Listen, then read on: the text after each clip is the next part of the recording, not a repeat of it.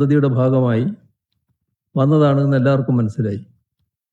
ഞങ്ങളത് 2021 ആ തുറന്ന അക്കൗണ്ട് പൂട്ടിക്കുമെന്ന് പരസ്യമായി പറഞ്ഞിട്ടുണ്ട്. BJP രാജ്യത്ത് സ്വീകരിക്കുന്ന നിലയുണ്ട്, ഇവിടെ സ്വീകരിക്കുന്ന നിലയുണ്ട്. BJP ജയിച്ചുകൂടാ എന്ന് ആഗ്രഹിക്കുന്ന ഒരുപാട് ശക്തികൾ നമ്മുടെ രാജ്യത്തും കേരളത്തിലുമുണ്ട്.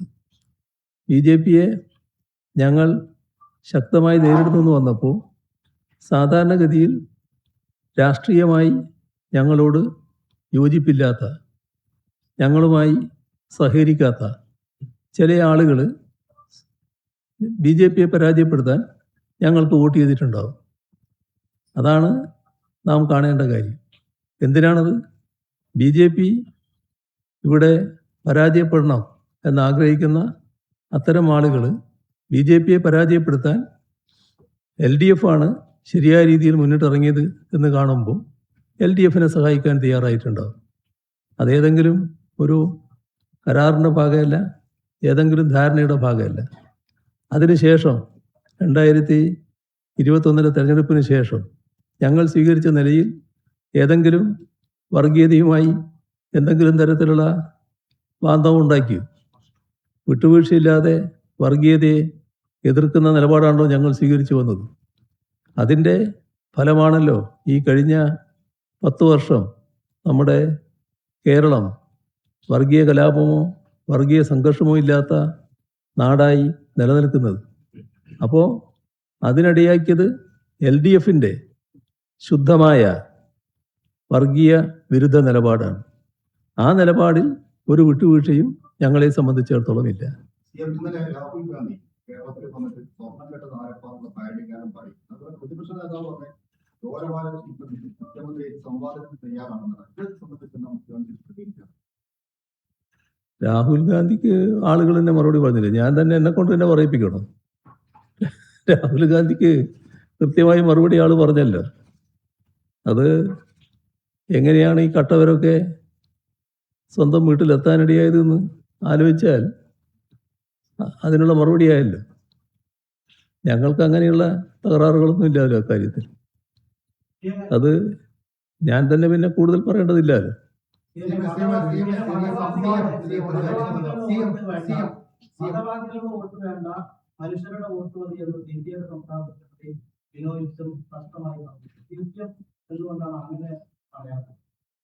എന്നാ ഇനി അദ്ദേഹത്തോട് എഴുതി വാങ്ങാം, എന്നിട്ട് പറയാം. ഞങ്ങൾ പറയുന്നത് ഞങ്ങളല്ലേ പറയാം. ഓരോരുത്തരും ഓരോ രീതിയിലല്ലേ വർത്താനം പറയാം. അതിനെപ്പറ്റി എന്തിനാ നിങ്ങൾ അങ്ങനെ അന്വേഷിക്കുന്നു? ഏത്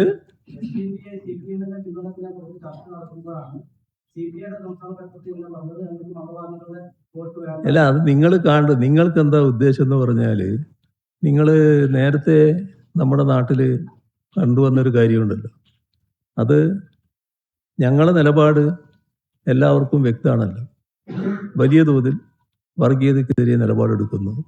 ആ വർഗീയതയ്ക്കെതിരെ നിലപാടെടുത്തതിൻ്റെ ഭാഗമായി നിരവധി ഞങ്ങളുടെ സഖാക്കൾ രക്തസാക്ഷിത്വം വരിക്കേണ്ടി വന്നിരിക്കുന്നു. എന്നിട്ട് ഉണ്ടാക്കാൻ നോക്കിയ ഒരു ശ്രമം എന്താണ്? പ്രചരിപ്പിക്കാൻ നോക്കിയൊരു കാര്യം എന്താണ്? ഞങ്ങൾ വർഗീയതയുമായി സമവായത്തിന് നീങ്ങുകയാണ്, വർഗീയതയുമായി ഒത്തുപോവുകയാണ്. അപ്പോൾ അതിൻ്റേതായ വലിയ പ്രചരണം പരസ്യമായും രഹസ്യമായും, കൂടുതൽ രഹസ്യമായി. എന്തിനായിരുന്നു അത്? എന്താണ് അതിൻ്റെ ഉദ്ദേശം? നമ്മുടെ രാജ്യത്ത് ഏറ്റവും വലിയ ആപത്ത് വിതച്ചതാണ് ഭൂരിപക്ഷ വർഗീയത. ആ ഭൂരിപക്ഷ വർഗീയതയുടെ നിലപാടുകൾക്കെതിരെ ഉറച്ച നിലപാട് എല്ലാ കാലത്തും ഇടതുപക്ഷം സ്വീകരിച്ചിട്ടുണ്ട്. എല്ലാ കാലത്തും കേരളത്തിൽ LDF സ്വീകരിച്ചിട്ടുണ്ട്. അതിൻ്റെ ഭാഗമായി നല്ല നിലയിൽ ന്യൂനപക്ഷ സംരക്ഷണം ഉറപ്പുവരുത്തുന്ന നടപടികളാണ് ഞങ്ങൾ എല്ലാ കാലത്തും സ്വീകരിച്ചിട്ടുള്ളത്. ആ ഞങ്ങളെ ഈ പറയുന്ന ഭൂരിപക്ഷ വർഗീയതയെ താലോലിക്കുന്നവരാണ് എന്ന് വരുത്തിയാൽ അത് തങ്ങൾക്ക് ലാഭം ഉണ്ടാക്കാൻ പറ്റുമെന്നുള്ളത് കണ്ടുകൊണ്ടല്ലേ അങ്ങനെ നീക്കിയത്. എന്തുകൊണ്ടാണത്? ഞങ്ങളുടെ നിലപാട് വലിയ തോതിൽ നമ്മുടെ ന്യൂനപക്ഷ വിഭാഗങ്ങളിൽ വലിയ മതിപ്പുണ്ടാക്കി. നമ്മുടെ നാടിൻ്റെ ചരിത്രം പരിശോധിച്ചാൽ വളരെ നേരത്തെ ഇടതുപക്ഷത്തോട് വലിയ ആഭിമുഖ്യമുള്ളവരായിരുന്നില്ല ന്യൂനപക്ഷം. പക്ഷേ അവരുടെ അനുഭവത്തിലൂടെ അവർ കാര്യങ്ങൾ മനസ്സിലാക്കി. അങ്ങനെയാണ് ന്യൂനപക്ഷത്തോട് ആഭിമുഖ്യമുള്ളവരായി അവർ മാറുന്നത്. എല്ലാ ജനവിഭാഗങ്ങളും ഇടതുപക്ഷത്തെ ഒരേ മനസ്സോടെ കാണുന്ന നിലയുണ്ടായി. നമ്മുടെ രാജ്യത്തായാലും കേരളത്തിലായാലും ഭൂരിപക്ഷ ന്യൂനപക്ഷ വിഭാഗങ്ങളിൽ മതനിരപേക്ഷ ചിന്താഗതിക്കാരാണല്ലോ ഏറ്റവും കൂടുതൽ. അപ്പം അത്തരം ആളുകൾ ഇടതുപക്ഷത്തെ വിരോധപരമായി കാണുന്നത് അവസാനിപ്പിച്ചു. ഇടതുപക്ഷത്തെ സ്വീകരിക്കാൻ തയ്യാറായി. ഇത് തങ്ങൾക്ക് വലിയ അപകടമുണ്ടാക്കും എന്ന തിരിച്ചറിവിലാണ് എങ്ങനെയെങ്കിലും ഇടതുപക്ഷത്തെക്കുറിച്ച് തെറ്റായൊരു ചിത്രം വരച്ചു കാട്ടണമെന്ന തോന്നൽ നമ്മുടെ കേരളത്തിലെ വലതുപക്ഷ ശക്തികൾ ഉണ്ടാകുന്നത്.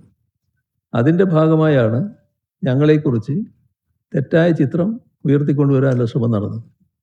ഇവിടെ എന്താണ് നമ്മുടെ രാജ്യത്തിൻ്റെ അനുഭവം? പൗരത്വ നിയമ ഭേദഗതി വന്നു. ആ പൗരത്വ നിയമ ഭേദഗതിയിൽ കൃത്യമായ നിലപാടല്ലേ സ്വീകരിച്ചു പോയത്? കേരളത്തിൽ കൃത്യമായ നിലപാടല്ലേ എടുത്തത്? ഞങ്ങൾ കൃത്യമായ നിലപാടെടുത്തില്ലേ? നമ്മുടെ കേരളമല്ലേ അതുമായി ബന്ധപ്പെട്ട് ഇവിടെ അത് നടപ്പാക്കാൻ തയ്യാറാകില്ല എന്ന് ആദ്യമായി പറഞ്ഞ സംസ്ഥാനം? മറ്റേതെങ്കിലും സംസ്ഥാനം അങ്ങനെ ഒരു നിലപാടെടുത്തോ? ഇനി അതിൻ്റെ തുടർച്ചയായി അതുണ്ടാക്കിയ ആശങ്ക എന്താണ്? നമ്മുടെ നാട്ടിൽ നിന്ന് ഒരു വിഭാഗം ആളുകൾ പൗരത്വം നഷ്ടപ്പെട്ടു പോകേണ്ടി വരും എന്ന ആശങ്കയാണല്ലോ പൊതുവിൽ ഉയർന്നത്. ആ ആശങ്കക്ക് ഒരടിസ്ഥാനം ഇല്ലയെന്ന് പറയാൻ പറ്റുമോ? നല്ല രീതിയിലുള്ള ആശങ്ക ഉയർന്നു വന്നു, അതിന് അടിസ്ഥാനമുണ്ട് എന്തായാലും. അപ്പം അങ്ങനെ വന്നപ്പോൾ അത്തരം ആശങ്കകൾ ഒഴിവാക്കുക, അതിന് പറ്റുന്ന നടപടികൾ സ്വീകരിക്കുക. അതിലൊരു സംസ്ഥാനത്തിന് ചെയ്യാൻ കഴിയുന്നതിന് പരിമിതിയുണ്ട്. പക്ഷേ ചില കാര്യങ്ങൾ സംസ്ഥാനത്തിന് ചെയ്യാൻ സാധിക്കും. അതാണല്ലോ ഇപ്പോൾ നമ്മൾ തീരുമാനിച്ച നേറ്റിവിറ്റി കാർഡിൻ്റെ പ്രശ്നം. നേറ്റിവിറ്റി കാർഡ് കൊണ്ട് വരുന്നത് എന്താ? നിങ്ങൾ കേരളത്തിൻ്റെ സന്തതിയാണ് എന്ന് ഔദ്യോഗികമായി തെളിയിക്കാനുള്ള രേഖയാണത്. ആർക്കും നിങ്ങളുടെ കേരളത്തിൻ്റെ സന്തതിയാണ് എന്ന നിലയെ ചോദ്യം ചെയ്യാനാകില്ല. അത് ഈ സംസ്ഥാനമല്ലാതെ മറ്റേതെങ്കിലും സംസ്ഥാനം സ്വീകരിച്ചിട്ടുണ്ടോ? ഇത്തരത്തിൽ ഉയർന്നു വരുന്ന ആശങ്കകൾക്കുള്ള ഒരു പരിഹാരമല്ലേ അത്? ഒരു ബദലല്ലേ അത്? അത് നമ്മൾ കാണേണ്ടതില്ലേ? ഇത്തരത്തിലുള്ള സുതാര്യമായ നിലപാട് ഞങ്ങൾ സ്വീകരിച്ചു പോകുമ്പോൾ അതിനകത്ത് കൃത്യമായ നിലപാടുകളുണ്ട്. ആ നിലപാടുകൾ ജനങ്ങൾ കൃത്യമായി മനസ്സിലാക്കുന്നുണ്ട്. അതുകൊണ്ട് തന്നെ തെറ്റായ പ്രചരണങ്ങളൊന്നും ഞങ്ങളെ യേശില്ല എന്ന് കണ്ടോളണം. സ്വീകരിക്കുമോ? SDPയുടെ വോട്ട് വേണ്ടെന്ന് UDF പരസ്യമായ നിലപാട്, സമാനമായ ഒരു നിലപാട് LDF സ്വീകരിക്കും. എവിടുന്നാ എടുത്തത്? ഏത് കാലത്താ നിങ്ങൾ ജീവിക്കുന്നത്? ഏത് നാട്ടിലാണ് നിങ്ങൾ ജീവിക്കുന്നത്? നിങ്ങൾക്ക് ഓർമ്മയില്ലേ ഈ പാലക്കാട്ടെ തെരഞ്ഞെടുപ്പ്? വളരെ കാലം മുൻപ് എന്തെങ്കിലും പറഞ്ഞു വിട്ടല്ല, ഏതെങ്കിലും കാര്യങ്ങൾ പറയാൻ വേണ്ടി വസ്തുതകളാകെ മറച്ചു വെച്ച് പറയലാണ്. എന്തായിരുന്നു അവർ സ്വീകരിച്ച നിലപാട്? എത്ര കണ്ടോ ഒക്കെ ചങ്ങാതിമാരായിട്ടായിരുന്നു അവർ നടന്നത്. മറന്നുപോയോ? അത് നിങ്ങളും മറന്നുപോയോ? ഒരു തരത്തിലുള്ള വർഗീയതയുമായിട്ട് കൂട്ടുപുറത്തുള്ളവരുടെ ശക്തമായിട്ട് പാർട്ടി സെക്രട്ടറി ആയിട്ട് നേതാവായിട്ട് മുഖ്യമന്ത്രിയായിട്ടൊക്കെ പറഞ്ഞു വെച്ചാൽ താങ്കൾ. പക്ഷെ താങ്കളുടെ മന്ത്രിസഭയിൽ ആളുകൾ തന്നെ ഇപ്പോൾ SDPയുടെ വോട്ട് ചോദിക്കുന്നത് മാത്രമല്ല, അവർ നിങ്ങളെ പരസ്യമായിട്ട് സഹായിക്കാൻ തയ്യാറാണെന്ന് പറഞ്ഞപ്പോൾ ഈ കഴിഞ്ഞ 3-4 ദിവസങ്ങളായിട്ട് CMന്റെ ഭാഗത്തുനിന്ന് വ്യക്തമായ ഉത്തരം ഇപ്പോൾ വരെ ഇല്ല. അതാണ് ചോദ്യങ്ങളെല്ലാം ഉയർന്നുള്ള. നിങ്ങൾക്ക് വേണ്ട ഉത്തരം കിട്ടുന്നില്ല എന്ന് മാത്രമേ ഉള്ളൂ. നിങ്ങൾ ആഗ്രഹിക്കുന്ന ചില കാര്യങ്ങളുണ്ട്. നിങ്ങൾ ആഗ്രഹിക്കുന്നത് ഞങ്ങൾക്ക് സാധാരണഗതിയിൽ വലിയ തോതിലുള്ള ഒറ്റപ്പെടൽ വരണം എന്നാണ്. പക്ഷെ എന്ത് ചെയ്യാനാണ്? നാട്ടുകാരങ്ങനെ ഒറ്റപ്പെടുത്താൻ തയ്യാറല്ല. നല്ല രീതിയിൽ ഞങ്ങളെ പിന്താങ്ങാനാണ് തയ്യാറാകുന്നത്. അതുണ്ടാക്കുന്ന വേവലാതിയുണ്ട്. അത് ചെറിയ വേവലാതിയല്ല. ഞങ്ങൾ അനായാസേന ജയിച്ച് അവിടെ കയറി ഇരിക്കാൻ പോവുകയാണെന്ന് ധരിച്ചവർക്ക് ഇപ്പോൾ വല്ലാത്ത പൊള്ളലേറ്റിട്ടുണ്ട്. ജനങ്ങളുടെ പ്രതികരണം, ജനങ്ങളുടെ മനോഭാവം, ഓരോ ദിവസം കഴിയും തോറുമുള്ള പ്രശ്നങ്ങൾ, അതിൻ്റെ ഭാഗമായി LDFൻ്റെ സ്വീകാര്യത വർദ്ധിക്കുന്നത്, നേരത്തെ ഉള്ളതിനേക്കാളും കൂടുതൽ സ്വീകാര്യതയിലേക്ക് LDF ഉയരുന്നത്. അങ്ങനെ വരുമ്പോൾ മറ്റേതെങ്കിലും തരത്തിലുള്ള പുകമറ സൃഷ്ടിക്കാൻ പറ്റുമെന്നാണ് നോക്കുന്നത്. ഒരു പുകമറയും ഞങ്ങളെ ബാധിക്കില്ല. കാരണം ഞങ്ങൾ സുതാര്യമായ നിലയാണ്. എല്ലാ ഘട്ടത്തിലും വർഗീയ വിരുദ്ധ നിലപാടാണ്. ഒരു വർഗീയതയുമായും കൂട്ടുകൂടുന്ന നിലപാട് ഞങ്ങൾക്കില്ല. ഒരു വർഗീയതയുടെയും താല്പര്യം സംരക്ഷിക്കാനും ഞങ്ങളില്ല. എല്ലാ വർഗീയതയോടും ഒരേ നിലപാടാണ്. അതാണല്ലോ ഇവിടുത്തെ തെളിവ്. ഇന്ന് നമ്മുടെ സംസ്ഥാനം പോലെ മറ്റേതൊരു സംസ്ഥാനമുണ്ട് ഈ 10 വർഷമായി ഒരു വർഗീയ കലാപവും വർഗീയ സംഘർഷവും ഇല്ലാത്ത നാടായിട്ട്? ഇവിടെ വർഗീയ കലാപം ഉണ്ടായിട്ടില്ലേ? നേരത്തെ വർഗീയ സംഘർഷം ഉണ്ടായിട്ടില്ലേ? എന്തുകൊണ്ടാണ് ഇവിടെ ഇല്ലാത്തത്? LDFന്റെ സുതാര്യമായ നിലപാടല്ലേ, വർഗീയ വിരുദ്ധ നിലപാടല്ലേ? അതിൻ്റെ ഭാഗമായിട്ടല്ലേ? ഏതെങ്കിലും വർഗീയ ശക്തിയായിട്ട് ചാരി നിൽക്കുന്ന നില ഇവിടെ സ്വീകരിക്കുന്നില്ലല്ലോ. വിട്ടുവീഴ്ചയില്ലാതെ എതിർക്കുന്ന നിലപാടല്ലേ? അപ്പം അതെല്ലാം നാടിൻ്റെ അനുഭവമല്ലേ, ജനങ്ങളുടെ അനുഭവമല്ലേ? അതുകൊണ്ട് തന്നെ ഞങ്ങളെ മേലെ അത്തരത്തിലുള്ളതൊന്നും ചാർത്താമെന്ന് ആരും കരുതണ്ട. മത്സരിക്കാൻ AICC നേതാക്കൾ തന്നെ നേരിട്ട് കോഴ വാങ്ങിയെന്ന് കോൺഗ്രസിന്റെ നേതാവിന്റെ ഭർത്താവ് തന്നെ പറയുന്നു. നേരത്തെ KC വേണുഗോപാലായിരുന്നു, ഇപ്പൊ കൊടിക്കുന്നിൽ ശ്രീകാന്തിന് ശേഷം ഇപ്പൊ പ്രിയങ്ക ഗാന്ധിയുടെ PA തന്നെ പണം വാങ്ങിയെന്ന് നേരിട്ടുള്ള വാർത്തകൾ വരും. ഇപ്പോഴും AICC ലീഡർഷിപ്പ് ഇതിന് മറുപടി പറഞ്ഞിട്ടില്ല. CM ശ്രദ്ധയപ്പെട്ടിട്ടുണ്ട്. ഇത് നേരത്തെ തന്നെ ഉയർന്നു വന്നൊരു കാര്യമാണല്ലോ. അതിനെപ്പറ്റി എന്തുകൊണ്ടാണ് AICC നേതൃത്വം ഗൗരവമായിട്ട് എടുക്കാത്തത്? ഇവരുടെ എല്ലാം ബന്ധപ്പെട്ട വളരെ അടുത്ത് വേണ്ടപ്പെട്ടവരും നേതൃനിരയിലുള്ളവരുമാണല്ലോ ഇതുമായി ബന്ധപ്പെട്ട് ആരോപണ വിധേയരായിട്ടുള്ളത്. ആരോപണം ഉന്നയിച്ചയാൾ കോൺഗ്രസിന് വേണ്ടാത്തയാളല്ലല്ലോ. അവിടുത്തെ മുൻ മഹിളാ കോൺഗ്രസ് നേതാവിൻ്റെ ഭർത്താവാണല്ലോ. അതിന് അവര് സ്ഥാനാർത്ഥിത്വത്തിന് വേണ്ടി കോടികൾ കൊടുത്തു എന്നാണല്ലോ പറയുന്നത്. ഒരു രാഷ്ട്രീയ പാർട്ടിയുടെ ഏറ്റവും വലിയ അധപ്പതനമായിട്ടല്ലേ അത് വരുന്നത്? ഒരു സ്ഥാനാർത്ഥിത്വത്തിന് വേണ്ടി കോട ചോദിക്കുക എന്നുള്ളത് അതല്ലേ വരുന്നത്.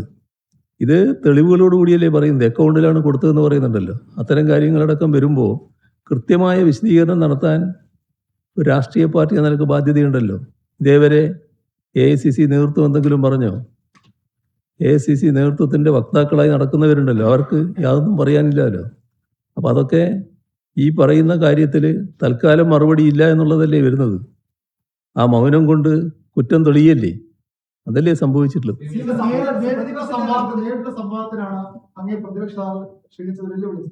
അങ്ങ് ഫേസ്ബുക്കിലൂടെ മാത്രമേ സംവാദം ഉണ്ടാകുകയുള്ളൂ, അല്ലെങ്കിൽ സംവാദം ഉണ്ടാകുക? അല്ല, ഇത് ഫേസ്ബുക്കിലുള്ള ഒരു സംവാദത്തിനാണ് ഞാൻ ക്ഷണിച്ചത്. ഫേസ്ബുക്കിലുള്ള സംവാദത്തിന് തയ്യാറല്ല എന്ന് അദ്ദേഹം പറഞ്ഞിട്ടില്ല എന്നാണ് തോന്നുന്നത്. ആ സംവാദം നടക്കട്ടെ.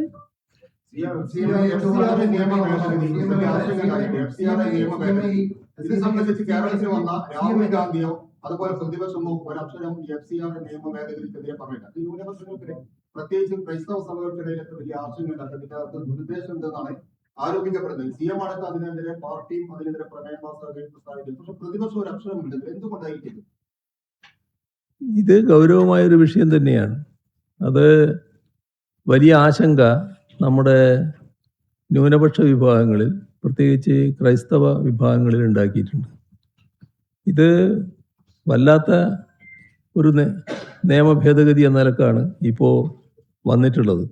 നമ്മുടെ രാജ്യത്തെ ഒരു വിഭാഗത്തിന് വല്ലാത്ത ആശങ്ക വരുമ്പോൾ അതിനനുസരിച്ചിട്ടുള്ള നടപടികൾ സ്വാഭാവികമായും ഗവൺമെൻറ് ഭാഗത്ത് ഉണ്ടാകേണ്ടതാണ്. പക്ഷേ അതല്ല ഇപ്പോൾ ഗവൺമെൻറ് ഭാഗത്തുനിന്ന്, കേന്ദ്ര ഗവൺമെൻറ് ഭാഗത്തുനിന്ന് ഉണ്ടാകുന്നത്. കേന്ദ്ര ഗവൺമെൻറ് സ്വീകരിക്കുന്ന നടപടികൾ രാജ്യത്തെ ഒരു വിഭാഗത്തിൽ വല്ലാത്ത അസ്വസ്ഥതയുണ്ടാക്കുന്നു, ഒരു തരം അരക്ഷിതത്വം ഉണ്ടാക്കുന്നു. അത് ഒരു രാജ്യത്തിനും ഗുണകരമായിട്ടുള്ളതല്ല. എല്ലാവരെയും ചേർത്ത് പിടിച്ചുകൊണ്ടാണ് ഒരു രാജ്യം മുന്നോട്ട് പോകേണ്ടത്. ഒരു കൂട്ടരെ അകറ്റി നിർത്തുന്ന നിലയല്ല സ്വീകരിക്കേണ്ടത്. ഇപ്പോൾ കണക്ക് കൃത്യമായി കൊടുത്തില്ല, അല്ലെങ്കിൽ അത് കൊടുക്കാൻ വൈകിപ്പോയി, അതിന് ഈ പറയുന്ന സ്ഥാപനം പിടിച്ചെടുക്കുക എന്ന നില വന്നാൽ എന്തായിരിക്കും അവസ്ഥ? ഇതിനൊക്കെ സാധാരണ ഒരു നിയമപരമായി സ്വീകരിക്കുന്ന നടപടികളില്ലേ, അതിൽ നിന്ന് വ്യത്യസ്തമായി പോവുകയാണ് ഇവിടെ. ഇത് അങ്ങേയറ്റം അപകടം ഉണ്ടാക്കുന്ന കാര്യമാണ്. ഇപ്പോൾ ചില ക്രൈസ്തവ ഭാഗത്തു നിന്ന് വന്ന വിശദീകരണങ്ങളുണ്ട്. ധാരാളം മിഷണറിമാരുടെ പ്രവർത്തനം നടക്കുന്നു, അതിൻ്റെ ഭാഗമായുള്ള പണം വരുന്നു, അത് മറ്റു കാര്യങ്ങൾക്ക് വേണ്ടി ഉപയോഗിക്കുന്നു, സ്കൂളുകൾക്ക് ഉപയോഗിക്കുന്നു, നമ്മുടെ ആശുപത്രികൾക്ക് വേണ്ടി ഉപയോഗിക്കുന്നു. അതിൽ നല്ല തരത്തിൽ ആളുകളെ സേവിക്കുന്ന നിലയാണ്. നമ്മുടെ നാടിൻ്റെ അനുഭവം അതൊക്കെ തന്നെയാണല്ലോ. ഇപ്പോൾ ചില ആശുപത്രികളെടുത്താൽ മറ്റു ചില ആശുപത്രികളിൽ വലിയ ചാർജ് ഈടാക്കുമ്പോൾ ഇത്തരം ചില ആശുപത്രികൾ ന്യായമായ നിലക്കാണല്ലോ പ്രവർത്തിക്കുന്നത്.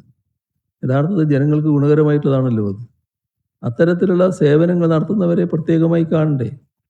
അതോടൊപ്പം തന്നെ മറ്റൊട്ടേറെ ചാരിറ്റി പ്രവർത്തനങ്ങൾ നടക്കുന്നില്ലേ? അതൊന്നും സർക്കാർ കൊടുക്കുന്ന കാശിൻ്റെ ഭാഗമായിട്ടല്ലല്ലോ. അവർ ചാരിറ്റി പ്രവർത്തനം നടക്കുകയില്ലേ? അവർ ചാരിറ്റി പ്രവർത്തനം നടത്തുന്നത് വലിയ തോതിൽ മറ്റെന്തെങ്കിലും ലാഭം ഉണ്ടാക്കിയിട്ടല്ലല്ലോ. ആ ചാരിറ്റി പ്രവർത്തനത്തിന് ആവശ്യമായ ഫണ്ട് സംഭാവനയായും മറ്റുമാർക്ക് ചിലപ്പോൾ കിട്ടുന്നുണ്ടാവും, മറ്റു തരത്തിൽ ലഭിക്കുന്നുണ്ടാവും. ഈ പറയുന്ന തരത്തിൽ അവരധ്വാനിച്ച് കാശുണ്ടാക്കിയതിൻ്റെ ഭാഗമായിട്ട് കൊടുക്കുന്നുണ്ടാവും. അതൊക്കെ പ്രോത്സാഹിപ്പിക്കുന്ന നിലയിൽ എടുക്കേണ്ടത്. അതിലെല്ലാം ഒരു പ്രത്യേക വിഘടന കണ്ണ് വെക്കാൻ പാടില്ലാലോ. എന്നിട്ട് നിന്നെ ഞാൻ ശരിയായി കളയുന്നുള്ള മട്ടിൽ നീങ്ങാൻ പാടില്ലാലോ. ഏറ്റവും ഗുരുതരമായ ഒരു പ്രശ്നമായിട്ടാണ് ഉയർന്നു വന്നിട്ടുള്ളത്. അടിയന്തരമായി തിരുത്തേണ്ടതാണ്. ഒരു വിഭാഗത്തിൽ വല്ലാത്ത അരക്ഷിതത്വം ഉണ്ടാക്കുന്ന ഒരു നടപടിയും ഗവൺമെൻറ് ഭാഗത്ത് ഉണ്ടാകാൻ പാടില്ലാത്തതാണ്. കേന്ദ്ര ഗവൺമെൻറ് ഈ നടപടിയിൽ നിന്ന് പൂർണ്ണമായി പിൻവാങ്ങുകയാണ് വേണ്ടത്. രാഹുൽ ഗാന്ധി അങ്ങയെക്കുറിച്ച് പ്രധാനമന്ത്രിയെ നിയമിക്കുന്നത് ഡീലുണ്ടെന്നാണ് പ്രതിപക്ഷം സിപിഎമ്മിനെതിരെ ആരോപിക്കുന്നത്. ബിജെപിയുമായിട്ട് അതിനുള്ള പുതിയ തെളിവായി പറയുന്നത് പ്രധാനമന്ത്രി കേരളത്തിൽ വന്നിട്ടും ഈ ശബരിമല സ്വർണ്ണക്കൊള്ളയെ പരാമർശിച്ചിട്ടില്ല എന്നാണ്. ഈ ഡീൽ ആക്ഷേപത്തിന് സിപിഎമ്മിനുള്ള മറുപടി. ഇതാണ് ഞാൻ നേരത്തെ പറഞ്ഞുകൊണ്ടിരുന്നത്. പിന്നെ അതേ ചോദ്യമാണ്, അതേ ചോദ്യം തന്നെ ആവർത്തിച്ചുകൊണ്ടിരിക്കുകയാണ്. അതാണ് നമ്മളെ ഒരു പ്രത്യേകത. നിങ്ങൾ ചിലർ ഇതിന് ചില കാര്യങ്ങൾ തീരുമാനിച്ച് വന്നിരിക്കുകയാണ്, അതിൻ്റെ മേലെ ഇങ്ങനെ കറങ്ങിക്കൊണ്ടിരിക്കുകയാണ്. ഞാനിപ്പോൾ ഒരുപാട് നമ്മുടെ നാടിൻ്റെ വികസനവുമായി ബന്ധപ്പെട്ട കാര്യങ്ങൾ പറഞ്ഞല്ലോ. ആ വികസനവുമായി ബന്ധപ്പെട്ട ഏതെങ്കിലും കാര്യം ചോദ്യമായിട്ട് വന്നോ? അതുമായി എന്തെങ്കിലും സംസാരിക്കാനുണ്ടോ? ഒരു കാര്യമില്ലല്ലോ. ഒരു തരം പുകമറ സൃഷ്ടിക്കാനുള്ള ശ്രമയിലേ നടക്കുന്നത്. അതിൻ്റെ ഭാഗമായിട്ടല്ലേ? അതിനാണല്ലോ ഈ ചോദ്യങ്ങൾ ഇങ്ങനെ ചോദിച്ചുകൊണ്ടിരിക്കുന്നത്. ഞാൻ പറഞ്ഞല്ലോ, അതൊന്നും ഞങ്ങളെ മേക്കിട്ട് മാറാമെന്ന് വിചാരിക്കണ്ട. അതൊന്നും യേശുന്ന കൂട്ടറല്ല ഞങ്ങൾ. എന്തുകൊണ്ട്? ഞങ്ങൾ സുതാര്യമായിട്ട് കാര്യങ്ങൾ നീക്കുകയാണ്. ഞങ്ങളുടെ നിലപാടുകൾ എല്ലാ കാലത്തും വർഗീയ വിരുദ്ധമാണ്. ഒരു വർഗീയ ശക്തിയോടും ഞങ്ങൾ പൊരുത്തപ്പെട്ടിട്ടില്ല, ഒരു വർഗീയതയും എതിർക്കാതിരുന്നിട്ടില്ല. പിന്നെ ഇവിടെ RSSനോടും BJPയോടും അനുകൂല മനോഭാവം സ്വീകരിച്ച കോൺഗ്രസിൻ്റെ ചരിത്രം അതാകെ ഞാനിപ്പോൾ എണ്ണണോ? നിങ്ങൾക്കാർക്കും അറിയില്ലേ അതിനെപ്പറ്റി? നിങ്ങൾ ഈ ചോദിച്ച ആൾക്കറിയില്ലേ?